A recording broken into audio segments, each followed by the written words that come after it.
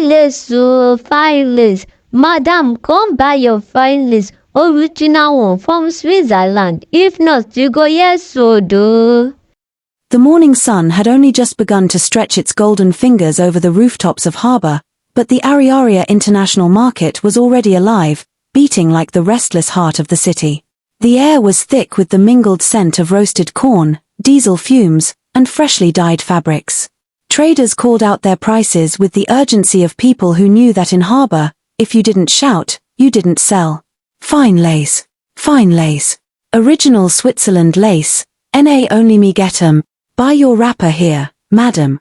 No tear, no fade. Original Ankara straight from Lagos. Chinwe you'd stood in front of her stall, adjusting the rolls of fabric on display. The colors, bold reds, deep blues, and sunny yellows seemed to glow in the morning light. She tied her faded apron around her waist, wiped her brow with the back of her hand, and sighed. It was only 8:30 a.m., but she was already sweating. Business had been slow for months. The economy was biting hard, and customers were bargaining like their lives depended on it. But Chinwe was used to hustling. As the first child of a widowed mother, she had learned early that waiting for life to be kind was like waiting for rain in the dry season. You'd better go and fetch your own water. She was in the middle of arranging a stack of wax print fabrics when she noticed him. At first, he didn't seem to belong to the scene around him. He stood at the edge of the market walkway, dressed in faded jeans and a plain polo shirt that had clearly seen better days. A small leather bag hung limply from his hand. His eyes darted from side to side as though he was trying to read a language he didn't understand. He looked like a man who had been dropped into the middle of chaos and was trying not to drown. "Madam, I beg," he said to the woman selling roasted plantain nearby, but she waved him off impatiently. Chinwe watched as he approached a group of keek riders, speaking to them in a polite but firm tone. One of them laughed loudly, shook his head, and drove off without answering. The man sighed deeply, as if his patience had been worn thin by the day already, though the day was still young. Something about him stirred her curiosity. He wasn't like the regular customers or the street boys always hanging around looking for trouble. He looked stranded. That was the word. Like a traveler whose map had just been blown away by the wind. Their eyes met for a second, and he looked away quickly, almost embarrassed. Chinwe turned back to her fabrics, but she kept stealing glances. She had a sharp eye for people. Market life had taught her to read faces before mouths opened, and this man's face was speaking a language of discomfort, confusion, and maybe even hunger. Then it happened.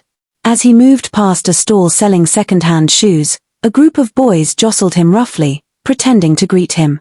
Chinwe saw one of them slip a hand into his pocket. He reacted too slowly, spinning around just in time to see them disappear into the crowd. His hand went to his pocket. His shoulders stiffened. He cursed under his breath. Chinwe knew that look. His money, or his phone, was gone. Without thinking twice, she stepped away from her stall and called out, "Hey, brothers, come here." The man turned, startled, and walked towards her slowly, as though unsure if she was friend or foe. "You just lost something, Abby?" she asked, lowering her voice. His eyes widened. "Yes, my phone. And some money." I can't believe it." She clicked her tongue. "Na so this market be. If you know hold your pocket well, ego turn to community project." "Sorry, oh." He gave a short, humorless laugh. "I should have known better." "Where you day go?" she asked. "I was trying to find someone. I came here from ORE. Needed to check something at the textile section. But now I have no phone, no contacts, and..." He paused, his voice almost cracking. "I don't even know how to get back." Chinwe studied him for a moment. His Igbo was fluent, but there was a certain Polish to it that didn't match his worn-out clothes. His palms were smooth, too smooth for a man who claimed to be in a market for business. And yet, here he was, looking like he had been wrung out by life. "You never chop?" she asked. He shook his head. Chinwe made a quick decision. "Come. Sit down for my stall small. Hunger no day respect person status." He hesitated, then nodded. She cleared a wooden bench beside her display table, and he sat down with the air of someone not used to being offered help. She reached into her food flask, scooped some jollof rice onto a plastic plate, and handed it to him along with a spoon. He blinked at it, as if unsure whether to accept. "Eat," she said, smiling faintly. "No be poison. I cook 'em myself." "Thank you," he murmured, his voice almost too soft for the noise around them. He dug into the food, eating with the quiet focus of a man who hadn't eaten since yesterday. For the next few minutes, Chinwe returned to her work, rearranging fabrics, greeting customers, and haggling over prices, but her mind kept drifting back to him. Who was he? And why did it feel like he wasn't telling the full story? The market bustled on around them, but something told Chinwe that this man's arrival at her stall was not an accident. It was the beginning of something, she just didn't know what yet. The jollof rice was gone in minutes. The man didn't eat like a greedy person, he ate like someone who had been carrying a load all day and finally found a place to set it down. When he finished, he put the spoon gently on the plate, wiped his mouth with the back of his hand, and said, "You just saved my life." Chinwe smiled. "It's just rice, not surgery." He chuckled faintly but didn't argue. There was something in his eyes, gratitude, yes, but also a kind of disbelief. Like he wasn't used to being helped for free. "My name is Emeka," he said finally, extending his hand. "Chinwe," she replied, shaking it. His handshake was firm but warm, not the limp, careless kind you got from people with nothing to say. "So, Emeka, how you take land for here without backup?" she asked, tilting her head. He sighed. "I came from Owerri early this morning.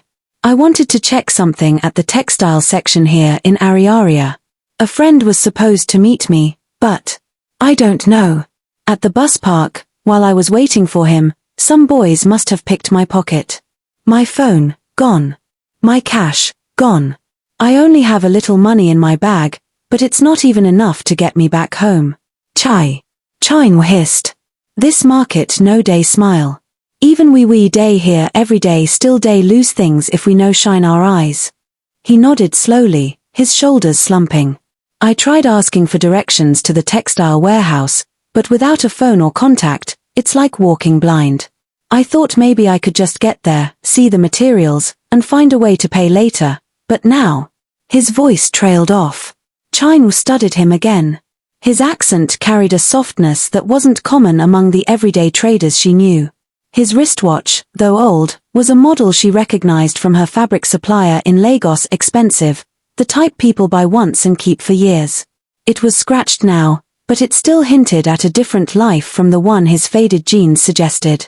"UWN make I help you find the place?" she asked. His head shot up. "You would do that?" She shrugged. "Why not? I sabai this market like I sabai my own name. You just have to hold your bag well, no day form gentleman for here." A small smile crept onto his face. "I'd appreciate that." She turned to her neighbor, Mama Ifunanya, who sold sewing accessories beside her. "Mama Ifi, abeg help me watch my stall small. IWN carry this man go the textile side." Mama Ifunanya glanced at Emeka, her eyes narrowing slightly. "Chinwe, this your good Samaritan spirit go put you for trouble one day oh." Chinwe waved her off.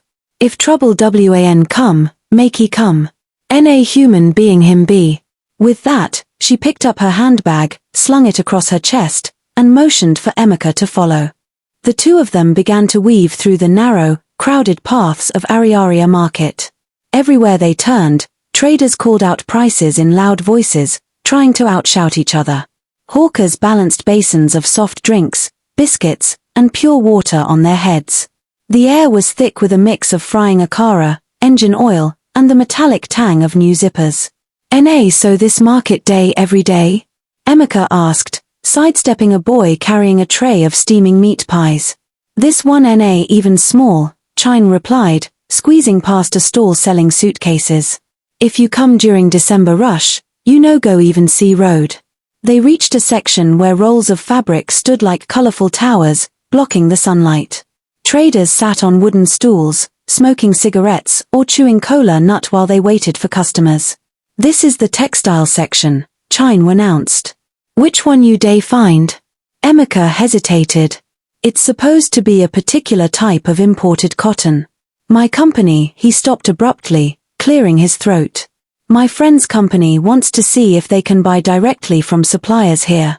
Chinwe caught the slip but didn't press. Instead, she led him to her friend Yugaku's stall, a man known for dealing with high-quality imports.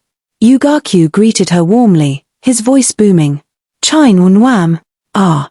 You don bring customer? Yes, she said, gesturing to Emeka. Him dey find imported cotton. Yugaku stood, brushing dust off his trousers. You come to the right place, my brother. See this one, he said, pulling out a roll of soft white fabric. This na pure Egyptian cotton. Day breathe like fresh air. Emeka touched the fabric, feeling its texture between his fingers. He nodded approvingly, but there was a strange tension in his face, like someone trying to mask recognition. How much per yard? Emeka asked. 5,000, last price, Yugaku replied. Emeka's hand hovered over his bag before falling back. I can't pay right now. My cash was stolen. Yugaku frowned, looking at Chinwe for explanation. She simply said, long story. I go tell you later. They left the stall, and Emeka's steps seemed heavier now. Chinwe glanced at him. So what you go do now? He shook his head. I don't know. Without my phone, I can't even call anyone. And I can't take a bus back to Owerri without enough money. Chinwe stopped walking. How much you need for transport? About 3,000. She thought about the crumpled notes in her bag, the small change she had saved from the last 2 days of sales. It wasn't much, but she could manage. Without overthinking, she pulled out the money and pressed it into his hand. Take. At least you fit go back. His eyes widened.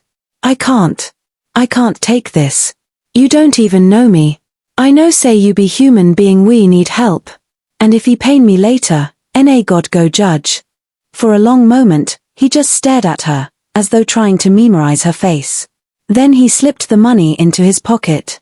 Chinwe, he said slowly, I will never forget this. She smiled faintly.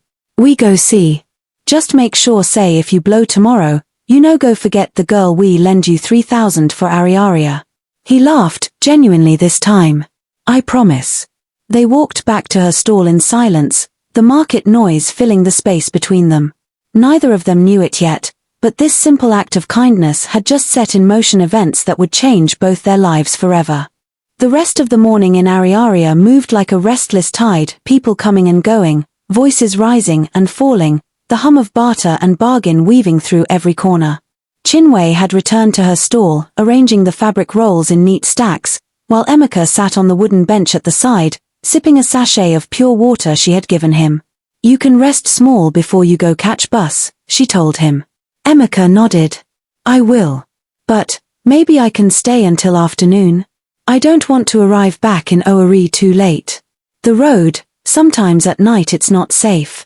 Chinwe understood. Night travel in Nigeria could be a gamble, armed robbers, bad roads, unpredictable checkpoints. She gestured for him to stay as long as he liked.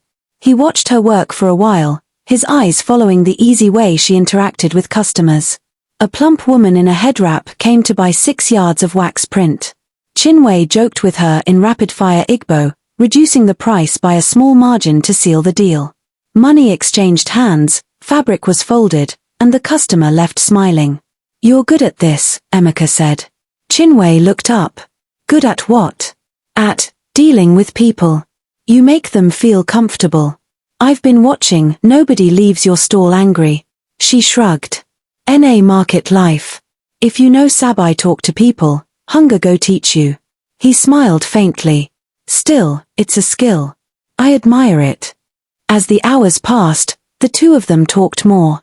At first, it was light market stories, crazy customers, the rising cost of transport. Then, slowly, it turned deeper. Why fabric? Emeka asked at one point. My mama day so, Chinwe replied, her eyes softening. Since Papa die, na sewing day put food for our table. I just decide say instead of sewing, I go sell. Na me supply mama and her customers. It day pay sometimes, and sometimes e no pay at all. He nodded thoughtfully. But you stay. You didn't give up. Chinwe chuckled. Give up do wetting. Sit down for house day wait for manna. Abego. A brief silence passed between them before she asked, what about you? Wetting you day do for Oari? He hesitated for a fraction of a second. Business. I help companies source materials. Sometimes textiles, sometimes other things. I travel a lot. Chinwe raised an eyebrow. Travel with just one small bag? He laughed, scratching the back of his neck. This trip was different. I wanted to keep it simple. She noticed the way he deflected, but she didn't push. Everyone had their secrets. At one point, a commotion broke out near the main road. Market women stood on stools to get a better view while men abandoned their stalls to go and see. The sound of car horns and shouting drifted toward them. Maybe accident, Chinwe guessed. People always drive like say NA Formula 1 track. Emeka stayed put, but his posture shifted. He sat straighter, scanning the noise like someone trained to notice trouble. Chinwe caught the movement out of the corner of her eye. It wasn't how an ordinary stranded man would react. There was control in it, a quiet alertness. The noise died down after a while, and the crowd returned to normal. Emeka relaxed again, but Chinwe had noticed the change. She filed it away in her mind without comment. By midday, the sun was a white-hot disk in the sky, turning the corrugated iron roofs into ovens. Chinwe bought a plate of abacha and palm wine from a nearby vendor, insisting Emeka share it with her. They sat side by side, the sounds of the market fading for a moment into the background. You know, Emeka said after a while, you didn't have to do any of this for me. Most people would have just walked past. Chinwe shrugged.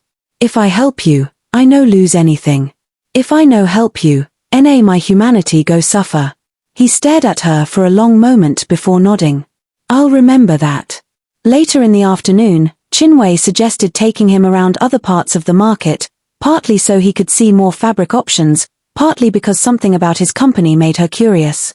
They walked through the footwear section, where stacks of shoes towered like miniature buildings, past the electronics corner buzzing with generators, and into a narrow lane where the air was thick with the smell of leather.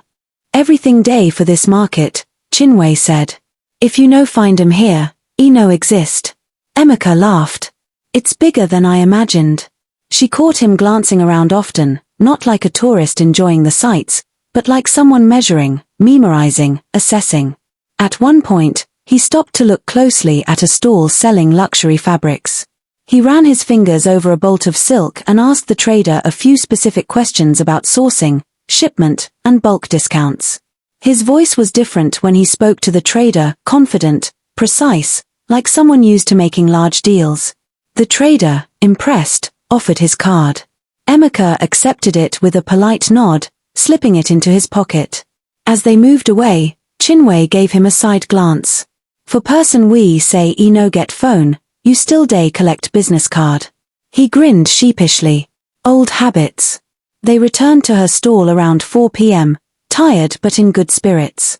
Emeka helped her rearrange some of the heavier fabric rolls. He did it without complaint, though Chinwe noticed he was careful with his hands, like a man not used to heavy work. They talked more about life in Oari, about the Lagos traffic madness, about the small joys that made hard days bearable. When the time came for him to leave, Chinwe walked him to the edge of the market where buses loaded passengers for Oari. She made sure he got a seat in one that looked roadworthy, handed him a sachet of water, and said, "Safe journey, Emeka." He looked at her, and for a moment it seemed like he wanted to say something more. Instead, he just smiled. "Thank you, Chinwe. For everything." She watched the bus pull away, his face disappearing into the crowd of passengers. Something about him lingered in her thoughts long after she returned to her stall. That night, as she closed up and walked home through the dimly lit streets, she couldn't shake the feeling that Emeka was not who he seemed. And she was right. It had been 3 days since Chinwe last saw Emeka. Life at Ariaria continued with its usual rhythm, the endless bargaining, the dust that clung to clothes like stubborn memories, the rise and fall of generator hums as traders tried to keep their businesses alive. Chinwe had pushed the thought of him to the back of her mind. After all, she had done her good deed, the story should have ended there. But somehow, each time a man in jeans walked past, her eyes would search for that familiar face. The fourth day after their meeting, she was restocking her stall with a new delivery of Ankara when it happened. A group of young boys, market errand runners, were gathered near the corner, flipping through an old copy of the Guardian newspaper. They were laughing loudly, the sound mixing with the calls of nearby traders. One of them, a tall, wiry boy named Emeka, suddenly froze mid-laugh. His eyes widened, and he slapped the arm of his friend. "Wait. That man I see with Auntie Chinwe the other day." Chinwe looked up sharply. "Which man?" Emeka held up the paper and jogged over to her stall. The front page was crumpled, but the image was clear enough: a man in a sharp navy blue suit, standing at a podium, surrounded by cameras. The caption read, "Emeka Obi, CEO of Obi Group Holdings, announces new textile manufacturing plant in Lagos." Chinwe's eyes darted from the picture to Emeka. "You say the same person?" Him now," Emeka said with certainty. "The way him head shine for this picture, he shine like that day I see him. But that day, he nowhere suit he just day waka with you for market, carry small bag. I even greet him sef." Another trader nearby overheard and joined the conversation. "Wait, you day talk say that man we get Obi Group Holdings enter Ariaria Market dressed like common person?" She laughed in disbelief. "No possible." But Emeka was insistent. "I day sure. Him face be this." Chinwe's mind was spinning. She remembered Emeka's smooth palms, the polished Igbo in his voice, the way he had spoken to the fabric trader like a man who knew more than he was saying. She also remembered how he had avoided details about his life. Could it be true? She snatched the paper from Emeka and looked at the image again. The Emeka in the picture was clean-shaven, with a confident smile and eyes that seemed to measure everything in sight. The Emeka she had met was tired-looking, dressed in worn clothes, and stranded without a phone. But there was something about the eyes, the same quiet alertness she had noticed in the market. Her heart began to pound. The rest of the morning felt strange. Every fabric she sold, every greeting she exchanged, seemed to happen in the background while her mind replayed every conversation with Emeka. Why would a man like that, if it was really him, be wandering around Ariaria without security, without his phone, and pretending to be broke? By midday, she was restless. "Mama, if you Nanya noticed." "Chinwe, wedding day do you? You day look like person we just see ghost." Chinwe hesitated. "Mama Iffy, you remember that man I helped the other day? The one I carry go textile section?" "Yes," Mama Iffy said, fanning herself with a piece of cardboard. "The fine one no talk too much." Chinwe lowered her voice. "One small boy talk say him see him for newspaper. Say the man billionaire CEO." Mama Iffy stopped fanning herself. "Billionaire? Inside this our market? Dressed like commoner? My sister, get as EBO. People no day just disguise for nothing." Her words sank into Chinwe's mind. Later that afternoon, as the sun softened into gold, Chinwe was folding up her last fabric of the day when she heard footsteps behind her. "Good evening, Chinwe." Her head snapped up. It was him. Only, it wasn't the same Emeka she had met before. This Emeka wore a crisp white shirt tucked neatly into well-tailored trousers. His shoes gleamed like mirrors, and his wristwatch caught the fading sunlight with a subtle flash. His hair was neatly trimmed, his posture straight, and there was a faint smile on his lips. For a moment, Chinwe just stared. You came back," she said finally, her voice tinged with surprise. "I said I would," he replied smoothly. She swallowed. "You look different." He chuckled. "That day, I wasn't exactly at my best." Behind him, a man in a black suit stood at a discreet distance, scanning the market with a practiced eye. A black SUV idled near the roadside, tinted windows gleaming. It hit her all at once, the newspaper, Emeka's voice, Mama Ifunanya's suspicion. "You're the man from the paper," she blurted. "The CEO. Obi Group Holdings." Emeka didn't deny it. He simply held her gaze, his smile deepening. "So you found out." For a moment, the noise of the market seemed to fade away. Chinwe's mind was a whirlpool of questions, confusion, and a faint trace of indignation. Why did you pretend that day? Why didn't you say who you were? Emeka stepped closer, lowering his voice. Because sometimes, Chinwe, the only way to know the truth about people is to let them meet you without your title, without your money, without the weight of what you own. That day, you saw me stranded. You didn't hesitate to help. You didn't ask what I could give you in return. That meant something to me. Chinwe blinked, her heartbeat a drum in her ears. Besides, he added, his eyes softening, I was in the market for personal research. I wanted to see how my company's products were really reaching traders without the sugar-coated reports I get in boardrooms. Disguising myself was the only way. She didn't know what to say. Her instincts had been right all along. There was more to Emeka than met the eye. Before she could reply, the suited man stepped forward and murmured something into Emeka's ear. He nodded, then turned back to her. I have to go now. But I'll be back tomorrow, Chinwe. I have something I want to discuss with you. She watched him walk to the SUV, the door opening smoothly before he stepped inside. As the vehicle pulled away, market chatter surged back into her ears. Mama Ifunanya shuffled over, eyes wide. My sister, if NA film, this one go win award. Chinwe didn't answer. She was still staring at the spot where the SUV had been moments ago, her mind a storm of curiosity and cautious hope.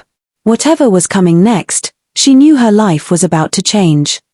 The sun was barely over the rooftops when Chinwe arrived at Ariaria the next morning. Her steps were quick, her mind unsettled. She had barely slept.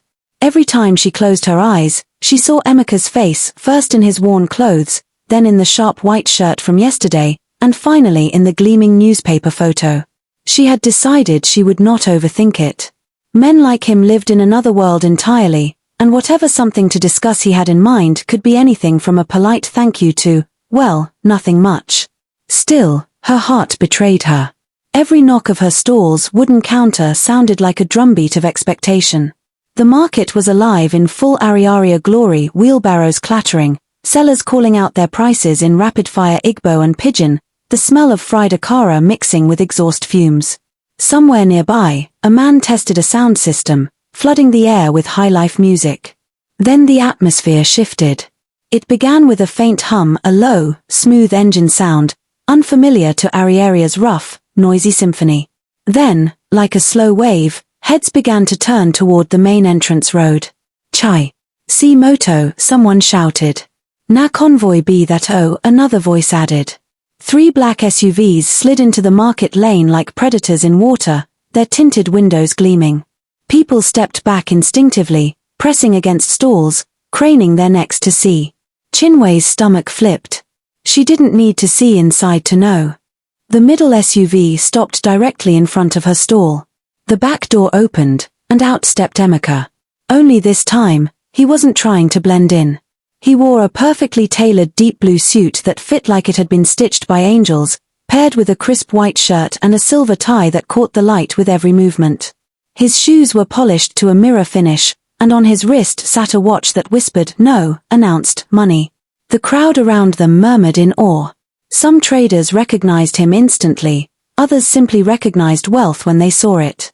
Behind him emerged 2 men in suits, scanning the market, their earpieces glinting. They didn't need to push anyone away, the market itself made room.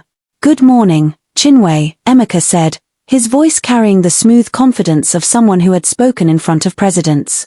Chinwe, acutely aware of the crowd's eyes, managed a small, "Good morning, sir." The sir felt strange in her mouth. Just days ago, this was the same man she had handed a kara to without ceremony. He smiled. "I hope I didn't keep you waiting."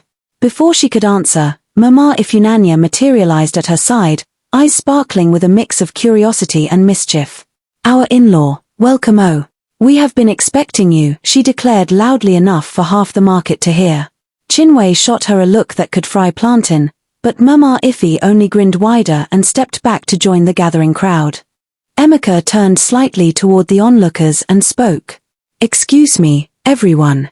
I'd like a few minutes to talk with Chinwe, if you don't mind." The market erupted in a chorus of whispers. Of course they minded, they were dying to hear every word, but no one dared interrupt. They simply edged closer, pretending to adjust wares or sweep floors. Emeka gestured to the side, and Chinwe stepped out from behind her stall to stand beside him. I came back because I meant what I said yesterday, he began. Your kindness to me that day, it was more than you know. People rarely help strangers in the way you did, without suspicion or conditions. Chinwe felt heat rise to her cheeks. It was nothing. Anyone would have done the same. He shook his head slightly. No. Not anyone. That's why I wanted to see you again. One of the suited men handed him a slim leather folder. Emeka opened it, revealing several neatly arranged documents. Chinwe, I run one of the largest textile companies in Nigeria.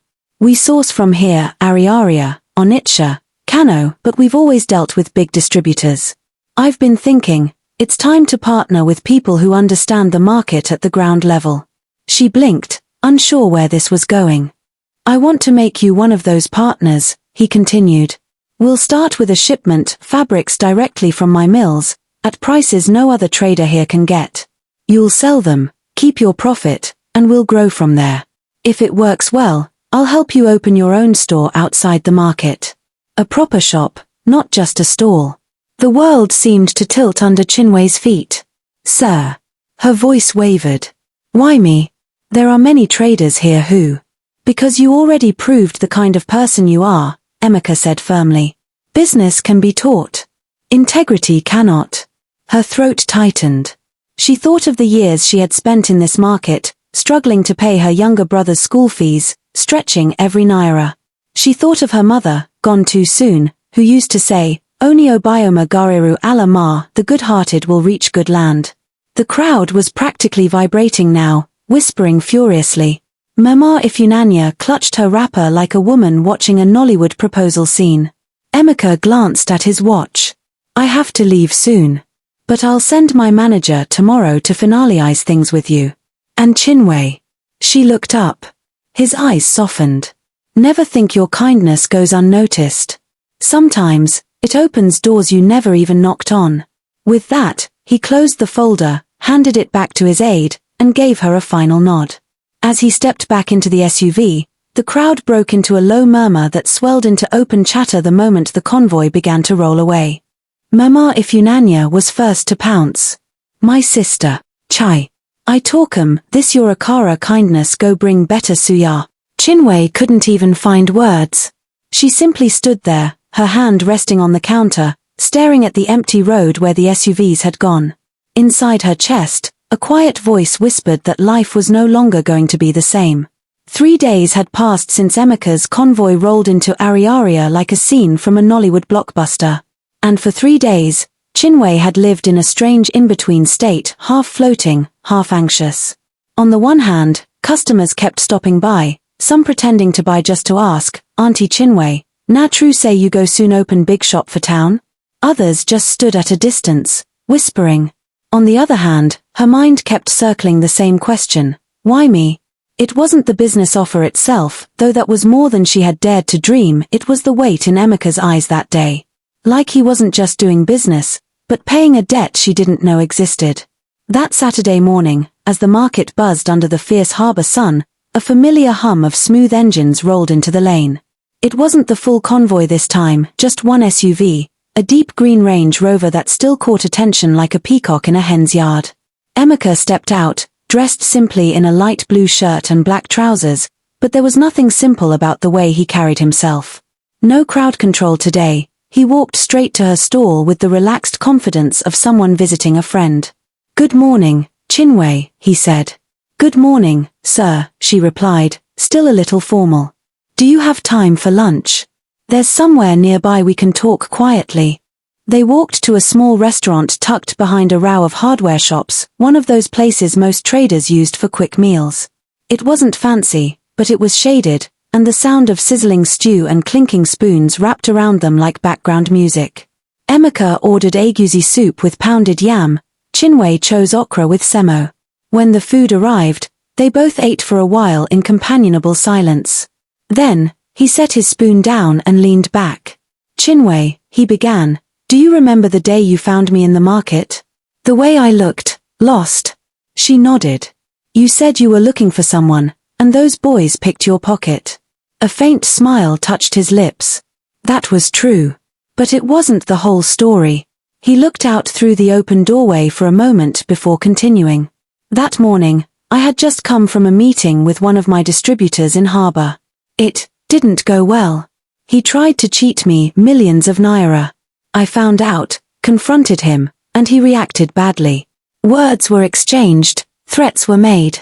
In the end, I walked out of his office furious, without my driver, without security, just wanting to clear my head. I wandered into Ariaria thinking maybe I could see the fabric section for myself, get a sense of what was happening on the ground. But I wasn't dressed for it, I didn't know the layout, and I stuck out like a goat in a poultry farm. Chinwe chuckled softly at that image. Somewhere in that chaos, he continued, I realized my wallet had fallen out. My phone was taken minutes later. And suddenly, Emeka Nwachukwu, CEO, Billionaire, all the titles, was just a man in a market with nothing in his pocket. Nobody knew me. Nobody cared. I tried asking for help. People brushed me off, some even laughed. And then I saw you. His gaze softened. You didn't know me. You didn't ask for my name or where I came from before you offered me a seat. You fed me your own food. You gave me your time in the middle of your workday. You even went out of your way to warn me about the market boys. Do you know how rare that is, Chinwe? Most people are kind when they think they can get something back. But you didn't expect anything. You just helped. Her eyes dropped to the table. It wasn't anything special. I've been in situations where I needed help too. I know what it feels like to be stranded. And that, Emeka said, is exactly what makes it special. He reached into his pocket and pulled out a folded photograph. It was worn at the edges, clearly kept for a long time. In it, a much younger Emeka stood in a dusty village square, holding a battered school bag. Beside him was a middle-aged woman in a faded wrapper, smiling warmly at the camera. That's my mother, he said quietly. When I was 14, she sent me to the city with just enough money for transport and a few days of food. She told me, Emeka, never forget the richest people are those who still give when they have little. She died before she could see the life I built. But that day in Ariaria, when you handed me that plate of jollof rice without a second thought, I swear, for a moment, it felt like my mother was standing there again. Chinwe's throat tightened. I went home that evening, he continued, and I couldn't stop thinking about it. I thought, if this woman can treat a stranger like this when she has her own struggles, imagine what she could do with real opportunity. That's why I came back. Not just to say thank you, but to make sure your kindness multiplies. The words hung between them like sunlight filtering through clouds. She took a slow breath. You don't even know my full story. He smiled. Then tell me. I have time. And so, over cooling bowls of soup, Chinwe spoke of her father's death, of her mother's long battle to keep the family afloat, of the years she had sold fabric to pay her younger brother's school fees. She spoke of the days she had gone without food so he could have lunch money, of the customers who tried to cheat her because they assumed a young woman alone in the market was easy prey. Emeka listened without interrupting, his expression unreadable. When she finished, he nodded slowly. Then we'll make sure the world sees the Chinwe I see, a woman who builds even when the ground is shaky. I meant what I said about the partnership. My team will draw up the contract next week. Sir, she began, but he raised a hand. No more sir. Call me Emeka. And Chinwe, whatever happens, don't lose that part of you that gave without thinking. That's your real wealth. They walked back to the market together, and for the first time, Chinwe noticed how people's eyes followed them not with mockery, but with something like respect. She didn't know exactly what the future held, but as she watched Emeka's Range Rover disappear down the road, she felt certain of one thing. Her life was about to cross into a chapter her mother had prayed for but never lived to see. The morning sun over Harbour was gentle that Monday, but Ariaria International Market was already alive like a drum festival, voices shouting prices, traders arranging goods, wheelbarrow pushers zigzagging through the narrow paths. Only today, something felt different in Chinwe's lane. It was as if the air itself was holding its breath. A line of black SUVs eased into the street, not with the blaring arrogance of power, but with calm assurance. Doors opened, and men in well-tailored suits stepped out first, clearing the way. Then Emeka emerged, dressed in a white kaftan with gold embroidery, smiling like he had all the time in the world. He wasn't alone. Behind him came 2 women in corporate attire, carrying leather folders, and 3 men hauling in large boxes covered with cloth. The market women watched, pretending to mind their business but whispering fiercely. "Na that Chinwe we help 'em that day oh. Chai, see as God day remember person. If na me, I go faint." Emeka walked straight to Chinwe's stall, where she stood frozen behind her neatly arranged fabrics. She had dressed in her best lace wrapper, tying her headscarf with care. But still, her heart raced like the Okada engines outside. "Good morning, Chinwe," he greeted warmly. "Good morning, Emeka," she replied, the name feeling more natural on her tongue this time. "I hope you're ready," he said. "Because today, we begin." The men with the covered boxes set them down in front of her stall.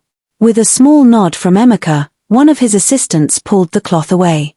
Gasps rippled through the crowd.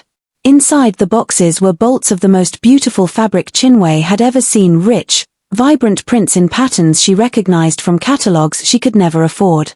There were also shimmering lace materials, fine silk, and the kind of cotton that traders whispered about like secret treasure. "This," Emeka explained, "is your starting stock. Imported from my own textile factories. Paid in full. No debt.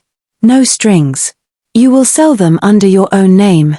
The taller of the corporate women stepped forward.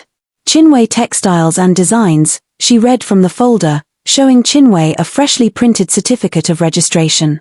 "Fully registered with the Corporate Affairs Commission. You are now the official owner of your own company." Chinwe's mouth fell open. "My own company?" Emeka nodded. "And this is just phase 1. We've rented a store for you in town, bigger space, better location, more security. You'll keep this market stall if you wish, but the shop will be your headquarters. My logistics team will supply you monthly. You will have access to our wholesale network. You'll set your own prices, make your own profits." Tears welled in Chinwe's eyes, but she blinked them back, not wanting the market women to start teasing her. "Emeka, I don't know how to thank you." "You already did," he said simply.